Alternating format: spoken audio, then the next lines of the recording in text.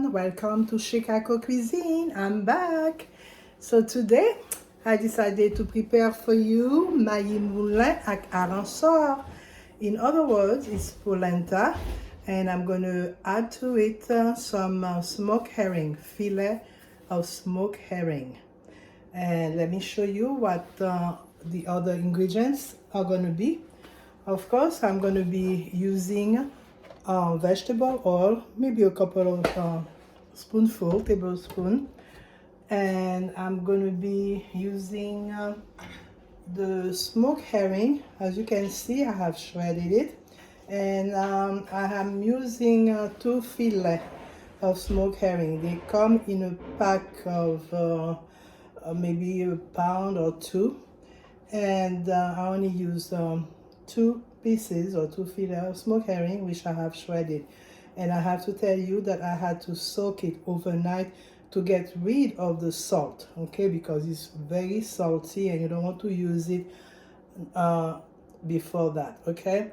You have to soak it overnight, and then I just discarded the water that it was soaking in, and in addition to that, I have boiled water which I had poured over it to get rid of the extra salt, okay, and also to get rid of the smell, of the really strong smell of herring.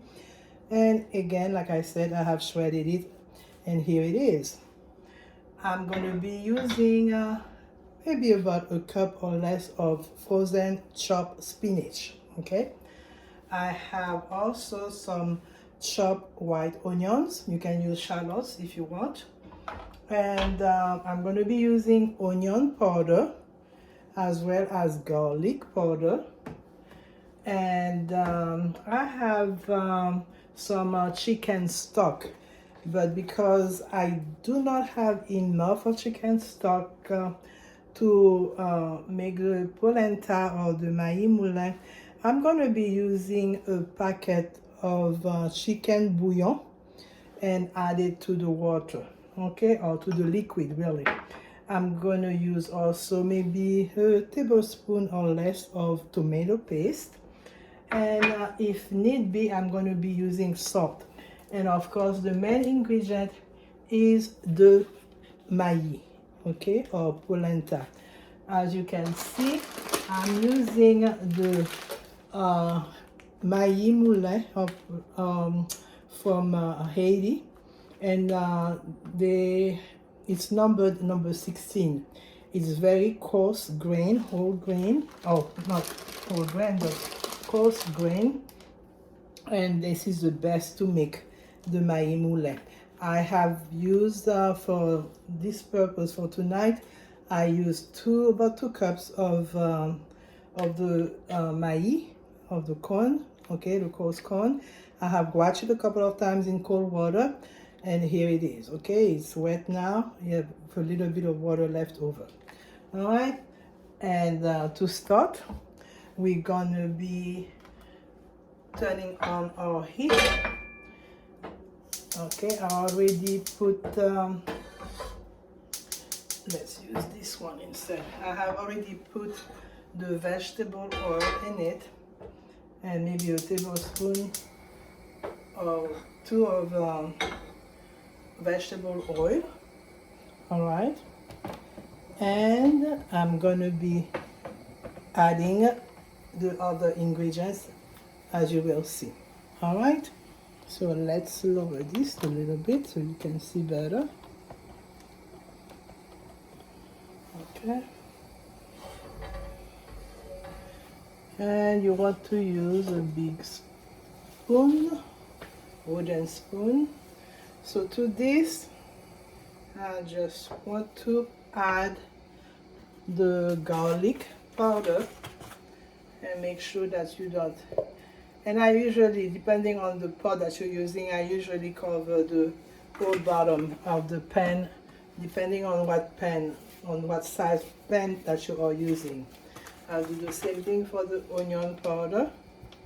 Okay, cover the whole, and then I can add now the chopped onions. Okay, I'm adding the chopped onion. Let it soften a little bit. Okay, and we can stir it.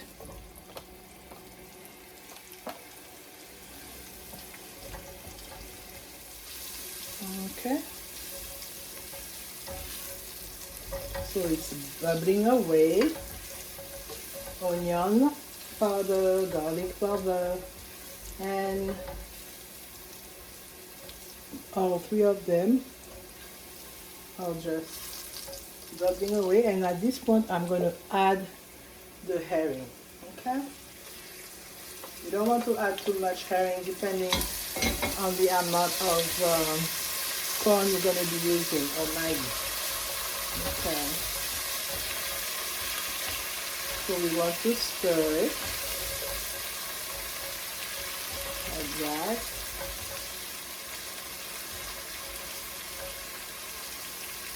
Okay, you can see that,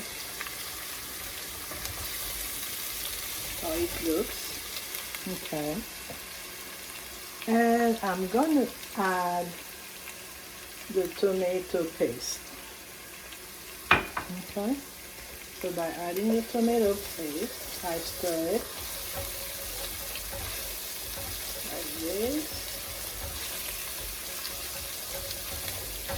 I think I have enough of tomato paste. I love the color that it is giving now. Very nice color.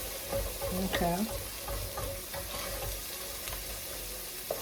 So one by one we add the ingredients. Now I'm adding the chopped spinach, and I have to eyeball it. And see, I don't want to add too much spinach. I don't want it to have the taste of too much of the spinach taste. There is a little bit of spinach that is still frozen, so I just want to have to break it. Okay.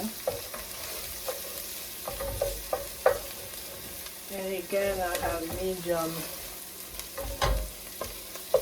heat. Alright. It's cooking really well. Having brown a very dark reddish color. Very nice. Okay. Alright, so at this point I'm going to add my liquid, the chicken broth that I have. And I'm probably going to add, since I told you I had 2 cups of maize or corn, probably going to add maybe 6 to 8 cups, you know, of liquid. Okay, again, approximate. Alright, you can see it's a very nice color. So because I need more liquid, I'm going to add water. I'm going to get some water and let it boil away. Okay, I'm back. So we'll increase the heat. And then when I'm pouring it, I'm looking at the amount of corn, and I kind of eyeball and see exactly if I need more or less water, this liquid. I will add some more. Okay, and I'm going to taste it to see if it needs any salt, which I doubt it does. It doesn't need any salt. I'm just going to add a little bit of the chicken bouillon, not all of them, because it's very tasty as it is now. Okay, so let it boil. So I would say there are about 6 cups of liquid in there to 2 cups of corn. Okay, I may have to add more, but I'll wait until this boil over, and then I can add the corn. All right, So I will see in a little bit when it starts boiling. I will come back and add the corn. Ta-da! Right. I'm back. So as you can see, the liquid is boiling away, and now I can add my maïs to it. So you can just go ahead and swirl the liquid to get all the maïs out of this, and then you can just stir it. And I can tell you now while I'm stirring it that I have enough liquid. I don't have too much, otherwise it's going to be too liquidy, but I have enough to cook the maïs.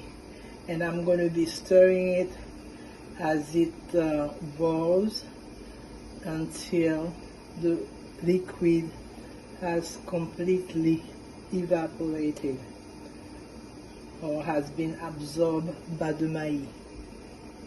Okay? Looking good. You can boil, you can let it boil, but you're gonna have to stir it, otherwise the corn might get stuck at the bottom and you may have to scrape it off from time to time. Okay, you don't want it to get stuck at the bottom. Again, I'm just going to taste it.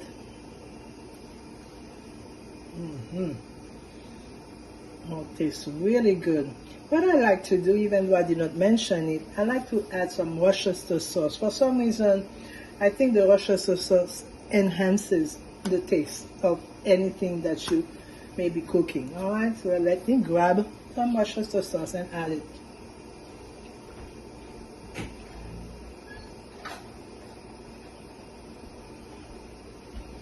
Just a few sprinkles. Okay, not a lot. And then keep stirring it. And you have to be careful. At one point, all the bubbles are going to be splashing all over the place, even if you lower the heat. So you have to be careful not to get burned by the splashes of liquid when it's bubbling like that, when it's boiling like that. Okay. Really looking good. Alright.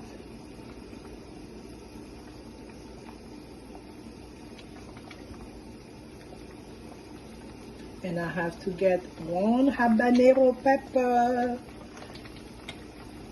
We're gonna have to add habanero pepper.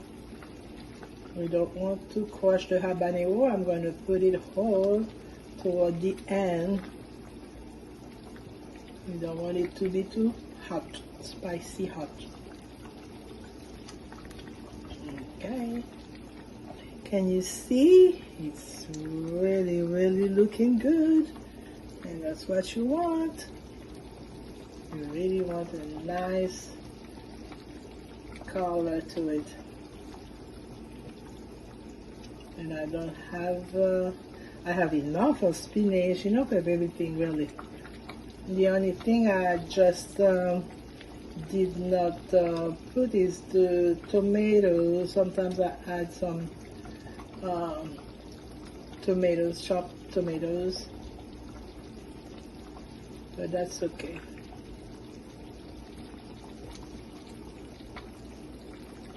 I don't have any, so I will do without it. It should still be good.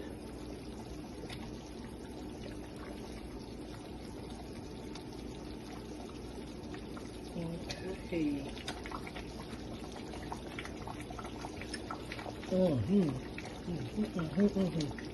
Okay, so good. This is going to be so good. Alrighty, tastes good. Okay, so let me lower the heat a little bit and cover it so it won't be splashing all over the place. And I'll be back to show you the final product. Alright, see you soon. This is the final product. This is what maïs moulin avec Aranso or polenta with smoked herring is supposed to look like. Okay, you see, it's not too thick, or it's definitely not soft at all. This is the way you want it to be. Okay, so it tastes really good, and I wish you good luck. Bon appetit. Bye.